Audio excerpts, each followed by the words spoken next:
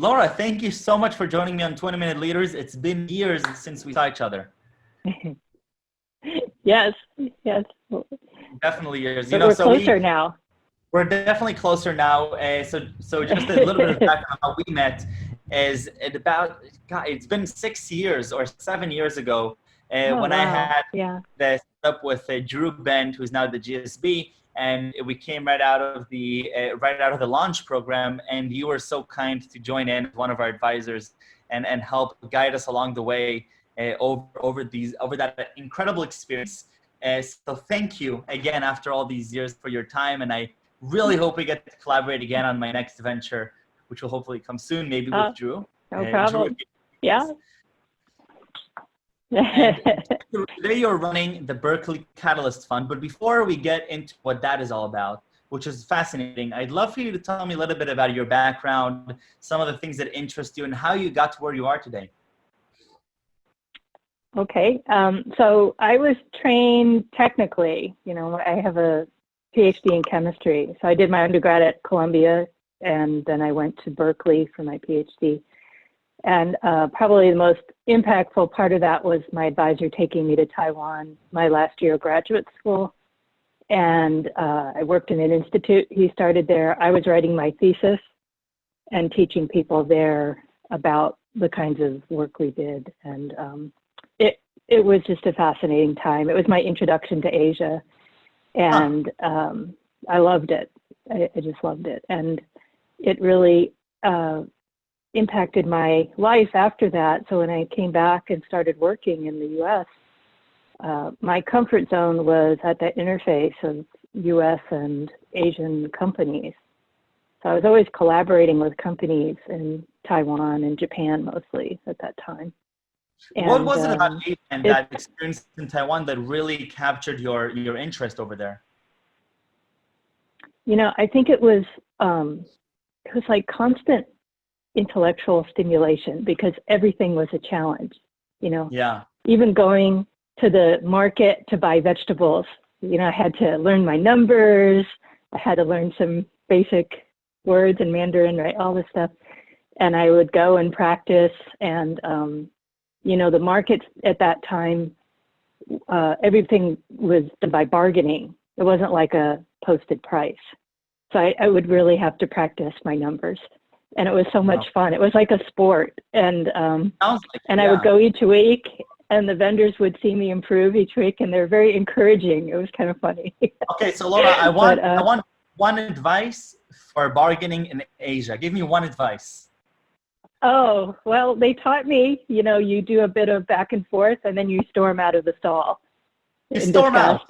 And then you storm out, and then they come and chase you. And then you go back. Yeah. It felt very strange as an American. We don't have that culture here, right? So, right. But I kind of learned it was, a part of the culture and to engage that way. I mean, if I just went and bought something without bargaining, the vendors seemed disappointed. They really wanted to engage that way. Really? And and as my numbers, as my Mandarin got a little better, it was even more fun. But yeah. Wow. And so it was an interesting experience.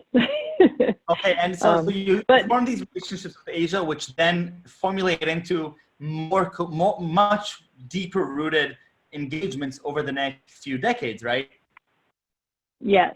And so really the rest of my career, I've always been working with companies in Asia, collaborating, doing joint developments. I have had investors from there in my startups.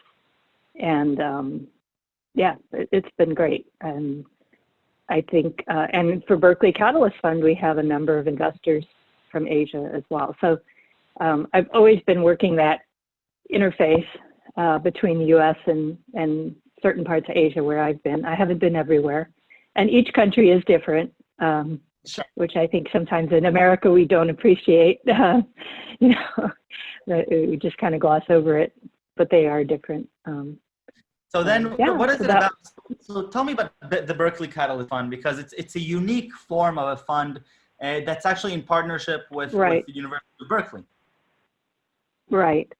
So we formed the Berkeley Catalyst Fund actually at the request of the dean of the College of Chemistry. His name is Doug Clark, and the idea was to help commercialize things out of Berkeley, but also to return some financial benefit back to Berkeley. And it turns out that's kind of tricky to do with our tax laws in the U.S. Because the university is a nonprofit institution. And Okay. so they're not supposed to be engaging in for-profit activities directly, like venture capital. So the But idea we was figured out a way to do it. just to make sure that I understand, the request was, how can we, the University of Berkeley, form a for-profit fund that both promotes entrepreneurs and new technologies, but also has potential returns for the university?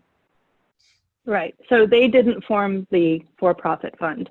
Yeah. So my partners and I are not university employees. We sit squarely outside of the university. And so we formed the fund.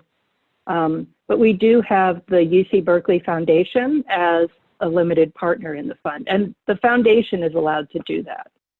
And so that's our connection. And we do return, we're structured to return some of the financial benefit back through the foundation. So, yeah, and we're not restricted to deals from Berkeley, but the return is very specific back to Berkeley and to the College of Chemistry in Fund 1. And so we have deals from Berkeley, from UCSF, even from Stanford. And one of my partners went to Stanford. So we have a lot of Berkeley Stanford jokes, you know, but it's all good fun. Yeah. And yeah, we have 21 portfolio companies now. Wow. Okay. And yeah, it's been really interesting. And we invest in things that are related topically to what's done in College of Chemistry. So a lot of life science, a lot of materials, sustainability, things like that. So we're not doing pure software in general. We are now seeing the interface of machine learning with pharma. We do look at those kind of things, or with materials development. But we used to say we don't do iPhone games like the Angry Birds, but that kind of dates me now. Yeah. So, and is that so? Is that at the request also of the University of Berkeley to go more of the academic route of deeper technology, deeper life sciences, and understanding how can we solve more meaningful problems using technology? Yes, I think that what I heard mostly from professors was they wanted to see their work benefit society and get out there and be used. Yeah. And so they kept asking, can you help me get it out and used by people? And I think at Berkeley, the ecosystem isn't as developed as around Stanford, you know, so it's a little bit harder for them to do that. And so we were really trying to also bolster that ecosystem. And I think, you know, it's getting better, but there's still a ways to go. Yeah, but it is getting better. We do have some professors who have been serial entrepreneurs, very successful, but not at the same rate as Stanford, you know.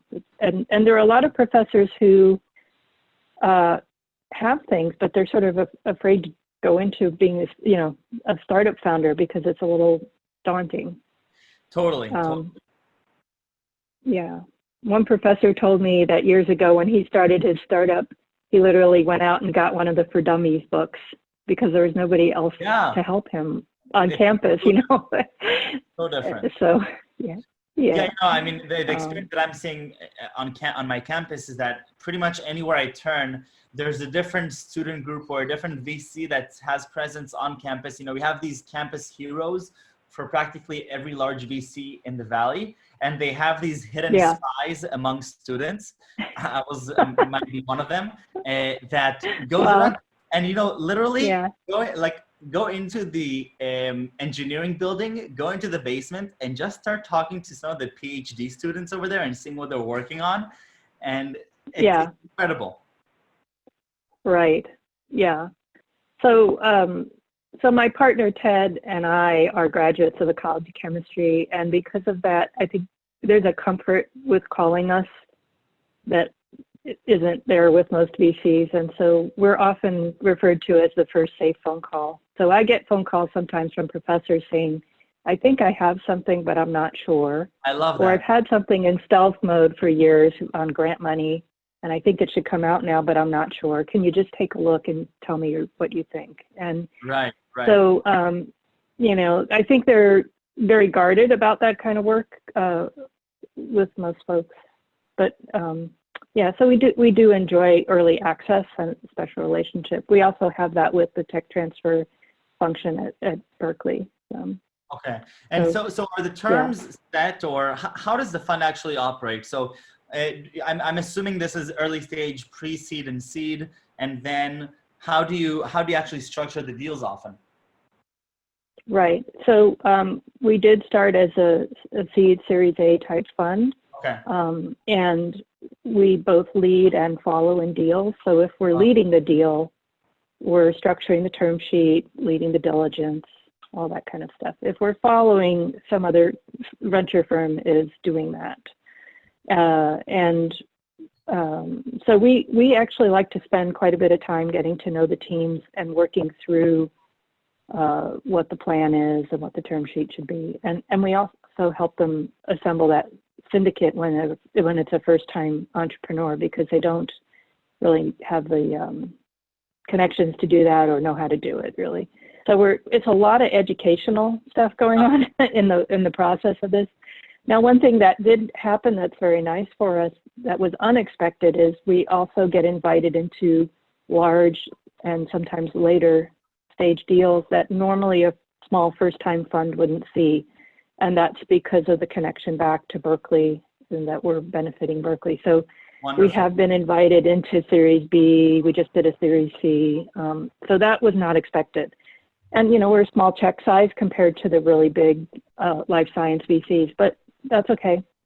And some of them even put us in the press release, alongside the big ones. So, if you look on our website at 4D Molecular Therapeutics, that was the first time that happened. And it was great. And we've had several of those. Usually there's a rather famous professor in those deals. And so, so that was interesting. But most of our, I would say, roll up the sleeves work is with earlier stage companies. And if we do lead the round, we take a board seat. So that's a huge commitment. And when you get into venture capital, you start realizing the fundamentally, rate limiting factor is your time and ability to sit on boards. And, so you can only sit on so many before you go crazy. And then when something hits everybody at once, like COVID, or years ago, it was 9/11, they're all needing help at the same time. Wow. So, you don't want to be overextended because you can't help them. So you will actually decline sometimes to go into as lead investors, even though it might make financially sense, but because you don't want to stretch too thin of your time and resource, you say, perhaps we'll be a follower on this one because we just don't have the capacity to be a partner in this. That's correct. And sometimes the topic would be better served by a VC that is more steeped in that particular area. There's some, and where we know they're going to need more, more capital. An example would be like gene therapy. Gene therapy is typically expensive to get it done. And also there are firms that are very well steeped in that field. So we would tend to follow in those. It depends a little bit where our comfort zone is, So one of my partners, Drew Lanza, who was happily retired from Morgan Thaler when we pulled him into this, his expertise is really more suited to these machine learning and AI type deals. So actually that's been a huge asset now because we're seeing a lot of those intersect with pharma and materials development. So so that's, we try to draw on each other's strengths. We work very much as a team, and we have different strengths, so we pull that together. And how long does it usually take for you to, once you see an interesting opportunity, is it a set around, does it revolve around the same time frame for you to do the due diligence process, or is it dynamic in how your confidence in the company? It really varies because often we're meeting companies before they're really ready for our money. So we're trying to coach them to get ready to be able to do a raise. And in that process, we're learning a lot about the team, but they haven't really pushed go on an official raise yet, right? And then later they're doing that. So, it could be several months before they're ready, if we're leading, especially, and trying to help them get prepared to raise. If we're following, the dynamics of the deal vary a lot, and it depends on what's going on with the larger investors in the deal and what the momentum is there. But yeah, and it depends also how hard it is to do diligence or not. Some teams are better organized and prepared for diligence than others. So, it's like how many iterations of asking for things and then getting the information back, does it take? So, so there's that. Interesting. Okay, so where is this headed now? So you started this a few years ago, and where do you see both yourself and Berkeley Catalyst Fund, let's say 3-4 years down the line? Right. So I'm hopeful we'll be raising more funds. So we are preparing to raise a fund 2. We Wonderful. Already have some commitments for fund 2. We're kind of hampered by the lack of airplane flights right now to go visit. So, it's a weird time to be raising. Sure. So, we wanted to be doing this a bit earlier, but it just wasn't feasible with COVID. Now we're working through it a bit.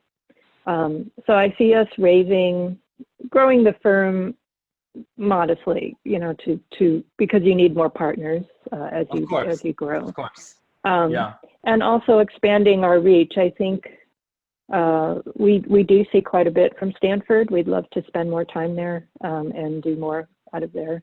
Well, I'd love to meet UCSF. There. That'd be great. And we do get sent deals from UC Davis and UC Santa Cruz. Actually, one of our deals has a UC Santa Cruz professor in it. Because we're unusual in the ecosystem. There's just not that many funds that serve those campuses. So exactly. And then we also see things from alumni.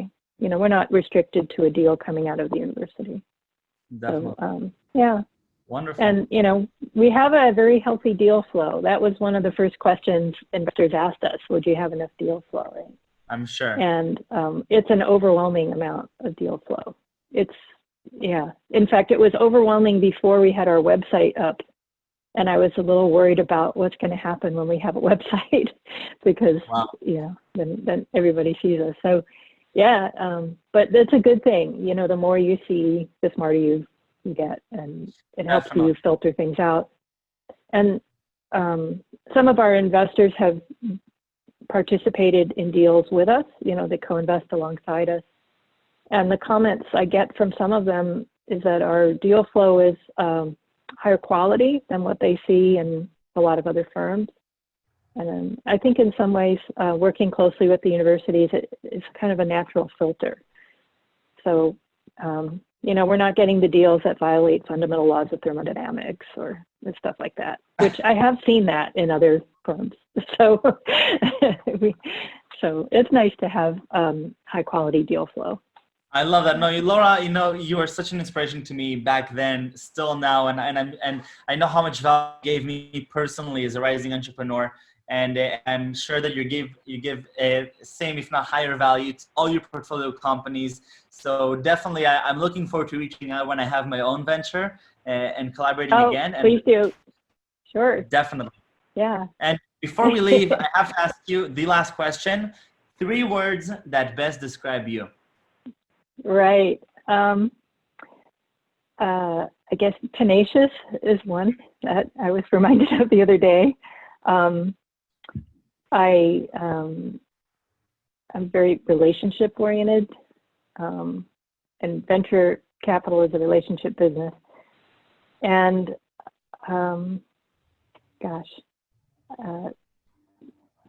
integrity is very important to me. I love that. I love that. I guess those are the words I would pick. But, yeah. Laura, thank you so much. This was wonderful. Thank you. Thank you. It's a pleasure to talk to you again. Definitely. See where you've gone. Yeah. All right. Okay. Take care, and I'll see you at Stanford when we have coffee. Take care. Yeah. Looking forward to that. Okay. Bye-bye. Bye-bye.